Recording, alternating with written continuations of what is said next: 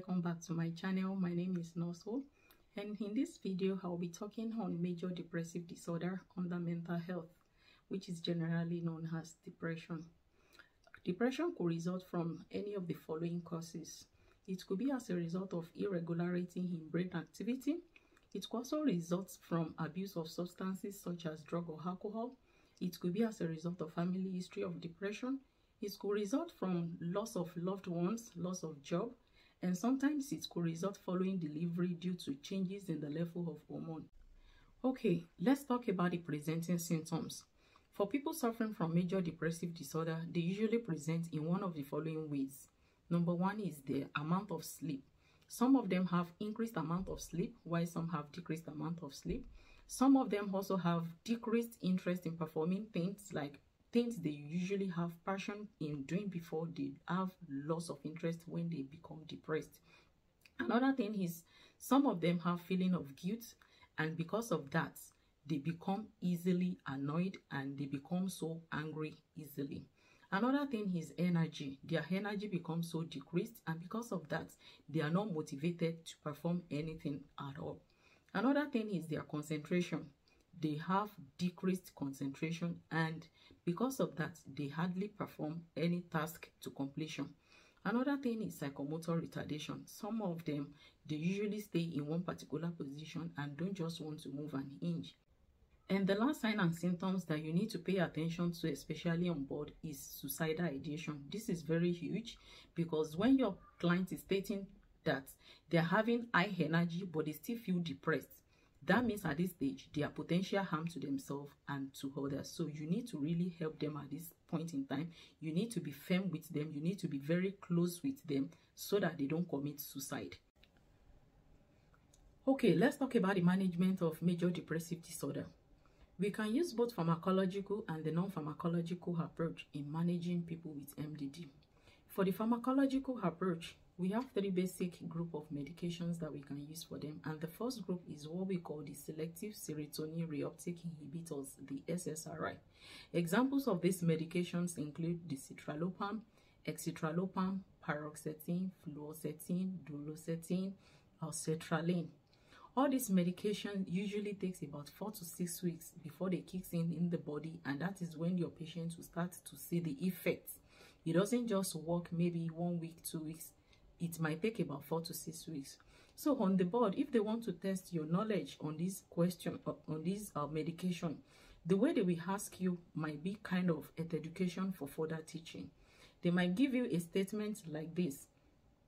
They might say, your client who has been on citalopram in the past 2 weeks just come back to you and state that the medication is not working properly, and because of that they want you to switch them to another medication.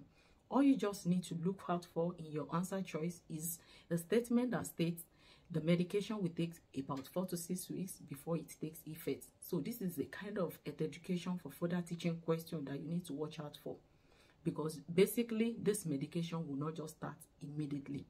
Another thing you need to know about this medication is combination of this medication with herbal medication. What do I mean by this? There are some of these depressed patients that are already on herbal medication before coming to you to meet you for help. Some of them have already gotten all these over-the-counter herbal preparations such as St. John's wort, and they've been using it, but because they are not seeing improvement, that is when they now come back to you for help. So what you need to do for them at this point in time is to tell them that when they are on SSRI, they cannot take it in combination with St. John's wort, because it will lead them to a condition known as serotonin syndrome. And when they are experiencing this serotonin syndrome, they have high fever. Some of them become anxious, some become agitated, some of them you have altered mental status, some of them might have muscle twitching. So at this point in time, you need to give them antidotes to quickly bring them out of serotonin syndrome state. And a good example of antidote to use when your patient is suffering from serotonin syndrome is ciproheptadine. Another thing you need to know about SSRI is this. When your patients are taking SSRI, they are at risk of becoming obese.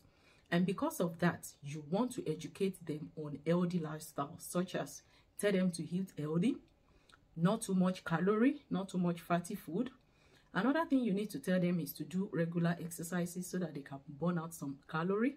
Another thing you need to let them know is they need to reduce their alcohol intake, and if possible, they should not smoke.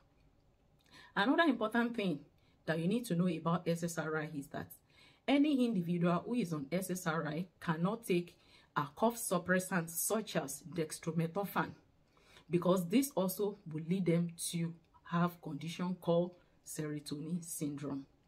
So this is for SSRI.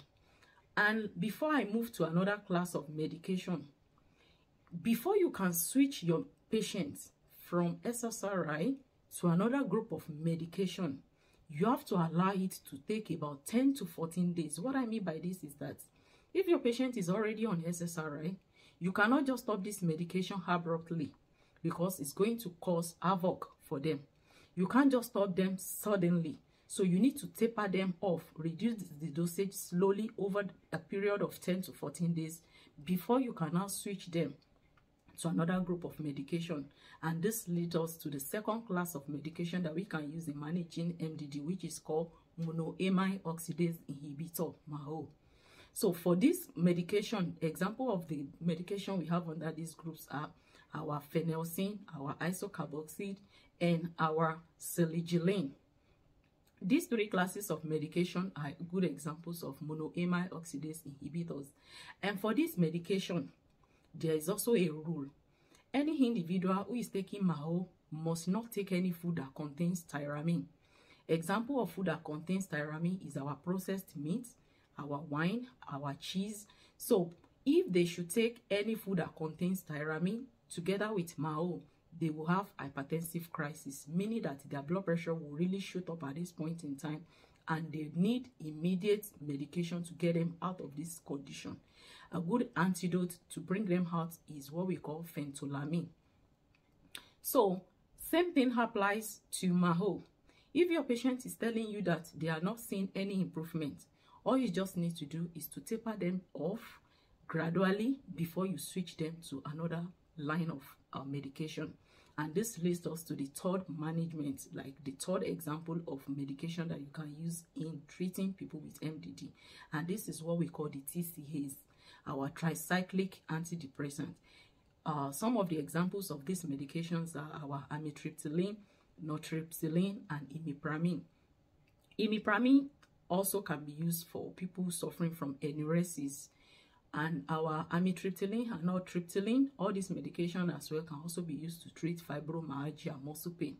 So you need to watch out for something when your patient is on TCAs, and this is cardiac toxicity. What do I mean by cardiac toxicity? Is cardiac arrhythmias. So you really need to watch out for this sign when your patients are on TCAs. And that solves the pharmacological aspect. So if your patient are taking SSRI and there is no improvement, you've switched them from SSRI to MAO, there's still no improvement, and you've also used the TCAs, there's still no improvement, then you need to try out the non-pharmacological method. And this is the ECT, the electroconvulsive therapy approach. Okay, now let's talk about the non-pharmacological method of managing people with major depressive disorder, and this involves the use of electroconvulsive therapy. So after the therapist has exhausted all the classes of medication, the SSRI, the MAOs, and the TCAs, and yet the patient is not improving, they might want to opt in for ECT.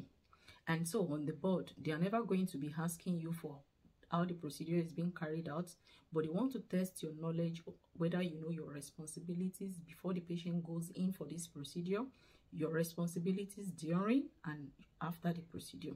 So now let's talk about our responsibility as nurses when your patient is going in for this procedure.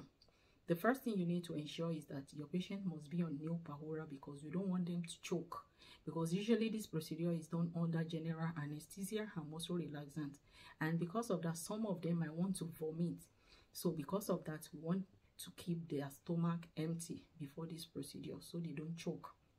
Another thing you have to do before the procedure is to make sure that they don't put any artificial dentures. So if they're on denture, you have to make sure that you take them out, and you don't want them to go for this procedure with their jewelries on.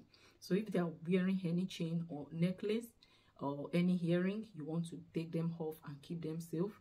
Also, before going in for this procedure, you want to ensure that your patient did not take their epileptic medication before, because it's going to affect the effectiveness of the ECT. Some of them might also be on benzos such as lorazepam. You want to withhold this medication as well. Our responsibilities during the procedure includes the following. You want to ensure that your patients are lying on a flat surface, and you want to make sure that they are lying on their back with their head tilted to the side for easy drooling of saliva. You want to ensure that their bed is lower so that they don't fall out of bed. You also want to make sure that their bed is well padded so that they don't injure themselves. And lastly, our responsibility after this procedure includes the following. Number one thing we need to do is to reorient them back to the environment. Because this procedure has been performed under general anesthesia, a lot of time these patients usually have retrograde amnesia. They forget what has happened to them. And so as nurses, we need to reorient them back to their environment and to their family. Another thing they usually suffer from is they have high fever. Some of them have headache. All we just have to do for them is to provide comfort measures, give them fluid, let them relax, let them rest for a while. And some of them don't really make preparation for how to go back home. So these are part of our responsibilities that we need to discuss with them prior to having this procedure done. So they need to get somebody, possibly their relative, or they can call Uber, that will have to take them back home because they cannot drive immediately after the procedure. And this is the end of this presentation on major depressive disorder. If you enjoy watching this video, please kindly like it and don't forget to subscribe to my channel. Thanks so much for watching. Bye.